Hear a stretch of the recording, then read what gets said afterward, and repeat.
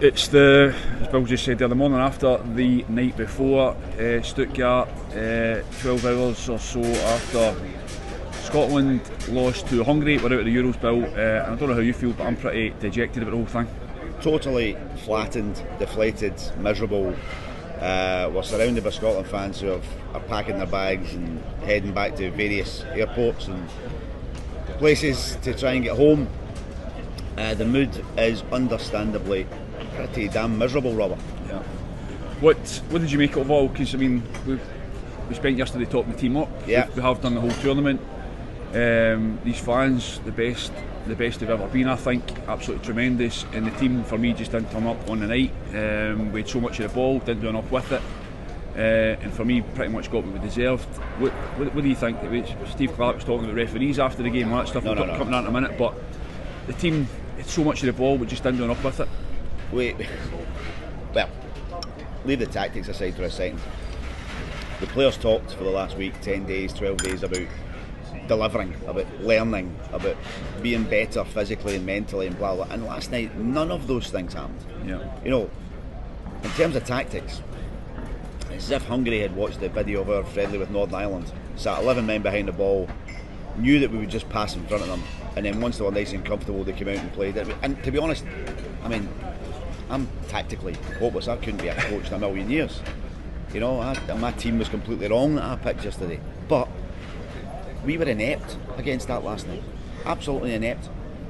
We had, that was the thing as well. We had so much of the ball. We looked to get on the ball, but just didn't do anything with it. You know, Billy Gilmour kept on getting the ball. They let our centre backs get it. They just backed off us. And for me, there was no kind of plan B. No plan B. Once Hungary sat in the game, they kind of soaked it up for. In fact, didn't soak up anything. They just let us have the ball for 20 minutes. They then stepped into it, and there was nothing after that from Scotland. You know, Steve Clarke. How much of that is on him? How much of that is on the players? What do you make of that? I think there's a big element of both. I think Steve is stuck to his five at the back thing, which I've said a million times was built around Kieran Tierney and Andy Robertson. Kieran Tierney's not there. I said yesterday we still going to a back four. Very few people seem to agree with it. But with the five, we just passed it, and Hungary were so comfortable. And it took us until beyond the 70th minute to change anything in terms of personnel and in terms of the way we played. And unfortunately, once we did change it, it was quite obvious that we only know how to play in that fixed system because we just completely lost our shape. Yeah, and it became so frantic then, didn't it? Horrible. The changes that came on. How as well James Forrest can be in this tournament and not kick a ball, you know. That for me is bizarre. Yeah, very strange. But listen, he came out after the penalty incident was obviously sort of a big moment that the manager spoke about. For me, it was a debatable one. I wasn't convinced it was a penalty, in all truth. But he laid the blame very much at the door of the Argentinian referee. And was very personal about the referee, about where he came from and why he was there and why we're having an Argentinian referee. I looked at it with the naked eye, we both did, sitting next to each other, and then we look back at replays, and it's one of these ones with the naked eye, you go, oh, that's a penalty.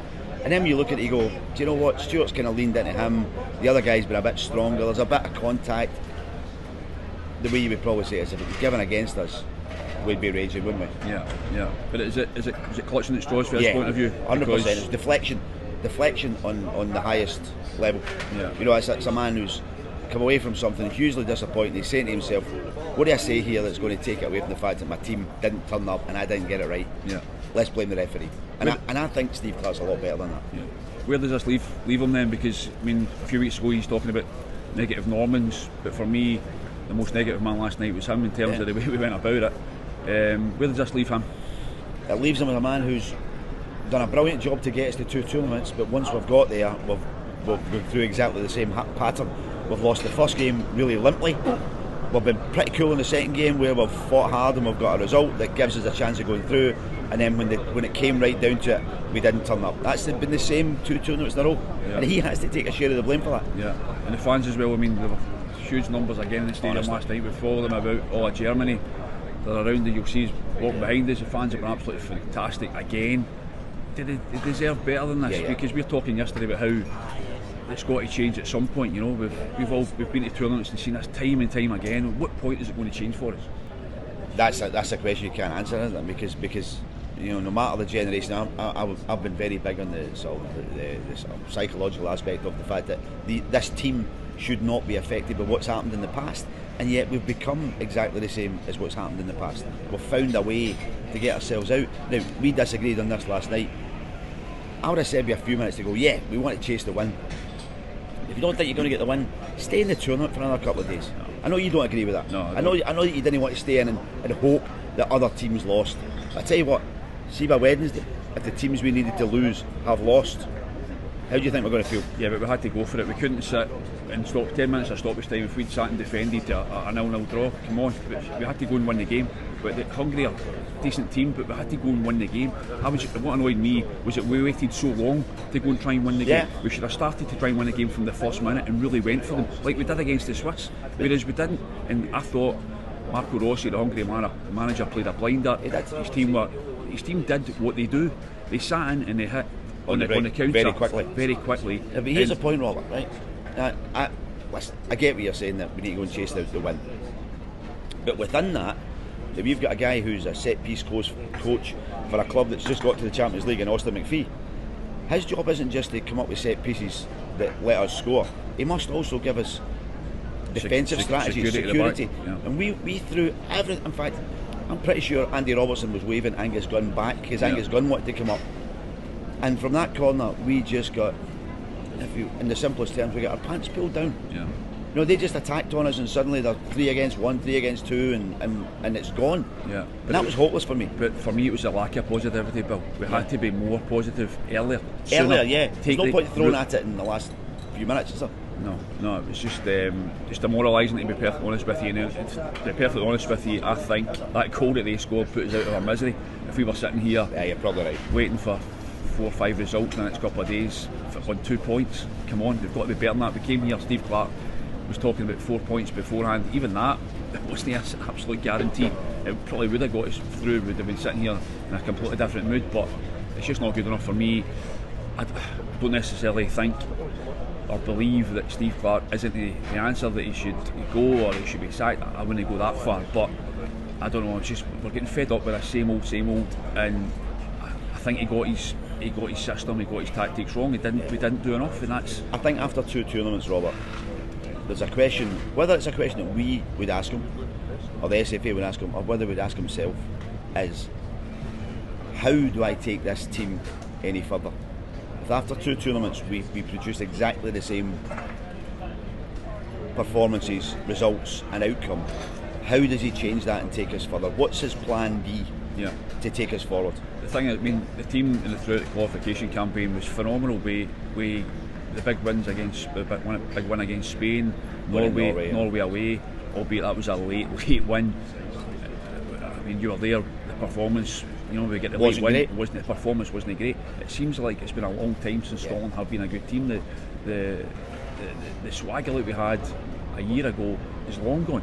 Well, the basis of Scotland's qualifying campaign, of our qualifying campaign, was John McGinn and Scott McTominay scoring goals. Yeah.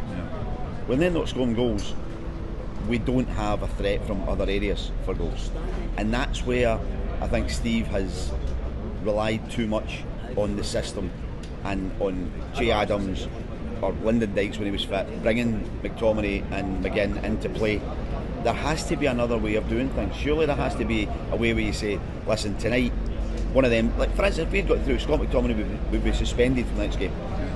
We can't just put somebody in his place and do that. You'd have to have changed it. Yeah. So there has to be listen, I might be wrong. Steve might just say, listen, we had a bad night, we had a bad couple of nights. I'll stick with what I'm doing and we'll come good again. Maybe he'll say that, I don't know. Yeah. I think there has to be another way of doing it for us. I just think as well, we lost key players, there's no doubt about that. Before the tournament started, Lyndon Dykes would have made a difference. Yeah.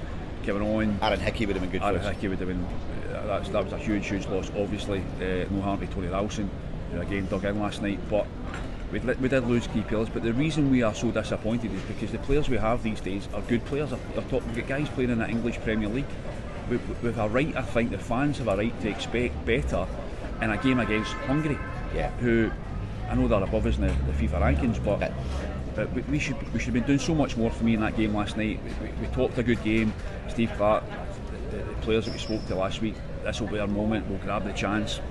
just didn't. I was massively disappointed in Andy Robertson and Scott McTominay, even me, John McGinn. I didn't think Che Adams looked at it at all.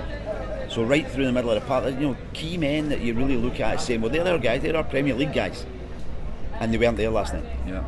Well, the tournament's over for us. You're heading home today. I'm heading home tomorrow. You're about to get a train. Bit of a nightmare of getting out of the stadium last night. I hope the Scotland fans had a better journey out of the stadium, because it was chaotic trying to get a taxi or any kind of transport. But we've enjoyed the tournament to a certain extent. We're sitting here absolutely dejected, but it's been great to be at a tournament again. Let's be honest about it. We don't work down a coal mine, Robert. No, we're here. We've been in Garmisch, we've been in Munich, we've been in Cologne, we've been in Stuttgart. We've enjoyed talking to everybody every day. It's fascinating being part of this whole thing.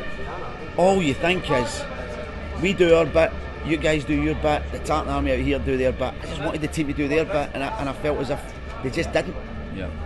Well, hopefully we're in the World Cup talking about. Oh my God! Another. We'll see you in Mexico. Seems a long way to go, so we'll see you in Mexico if not before.